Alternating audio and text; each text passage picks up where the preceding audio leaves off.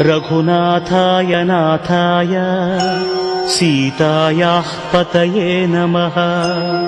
श्रीराम राम रघुनन्दन राम राम, श्रीराम राम भरताग्रज राम राम, श्रीराम राम रणकर्कश राम राम, श्रीराम राम शरणं भव राम राम।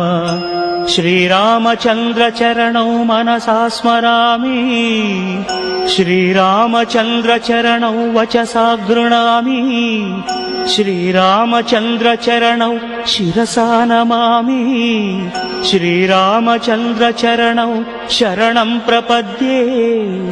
माता रामो मत्पिता रामचन्द्रः, स्वामी रामो मत्सखा रामचन्द्रः, सर्वस्वं मे रामचन्द्रो दयालुः।